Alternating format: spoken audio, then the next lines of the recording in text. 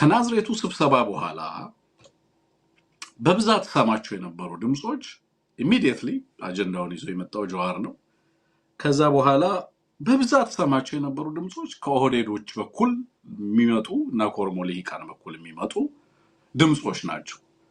ቢቢሲ ቢሰራ በአፋን ኦሮሞ ነው የሚሰራው የናዝሬቱን ጉባኤ በተመለከተ።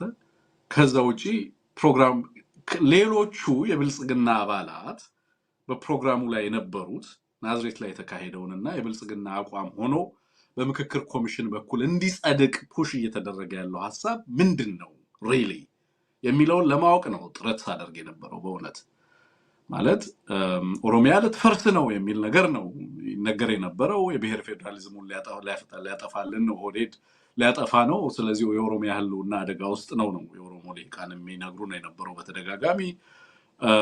ጋፊ አፋኒ፣ ጋፊ ፊንፊኔ፣ የአዲስ አበባ ጉዳይ፣ የቋንቋ ጉዳይ እና የጋፊ የፌደራሊዝሙና የስርዓቱ ጥያቄዎች የሚሏቸው እነዚህን ጉዳዮች በተመለከተ ነው በጣም ጎልቶ የሚሰማው ድምጽ ማለት ነው። እና ሪሊ እንደዛ ነው ወይ ማለት ይሄ ነገር እውነት ነው ወይ ከሌሎች ለምንድን ነው ማንሰማው የሚለው ነገር በጣም ያስጨንቀኝ ስለነበረ በአዴኖችን እንዳናናግር በአዴኖች ከኛ ጋር ጠላት ናቸው።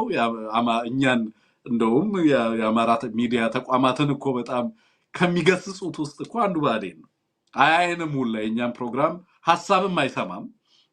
የጠላትና የጢንፈኛ እያለ እሱም አብሮ ተሰልፈው ጢንፈኛ ናቸው እያለ እኛን ሲያዋርድ ሲሰድብ እና ፎቶ ሲዘቀዝቅ ነው የሚውለው በአዴን። ኦፍ ኮርስ አለ ለማለትም ይቸገራሉ በአዴን በፎርዛት ማተር። ግን እሺ በአዴን ከሌለ ደቡቦቹስ ምንድነው የሚሉት? የሶማሌ ልሂቃን ዛይ ጋምቤላ ቤኒሻንጉል የብልጽግና አባላት ምንድነው እየሆነ ያለውን ነገር ለምንድነው ወጥተው የማይናገሩት? መረጃ ለምንድነው የማይልኩት የሚለው ነገር በጣም እንትን ይለኝ ነበረ በእውነት። እና በጣም ክሪቲካሊ እኛ ተናግረናል አይደለም ማለት አንድ የአማራን አቋም ሁልጊዜም ክሊር አድርጌ ብጀምር ነው ደስ የሚለኝ። የአማራ አቋም ይሄንን የምክክር ኮሚሽን በተመለከተ አውትራይት ሪጀክሽን ነው። የሂደቱ አባል አይደለንም፣ ውጤቱም አካል አንሆንም። ክሊርሊ እኛን አቋም አስቀምጠናል፣ ፖዚሽናችንን ማለት ነው። በዚህ ሂደት ውስጥ የሚመጡትን ነገሮች ግን በደንብ መከታተል ማወቅ ስለሚኖርብን ምንድነው የተፈለገው?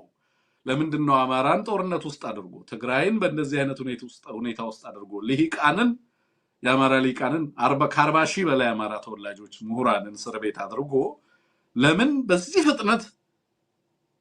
ፍጥነት ኃይሉን አስተባብሮ ኦህዴድ በዚህ ትጋት እየሰራ ለምን ይገኛል?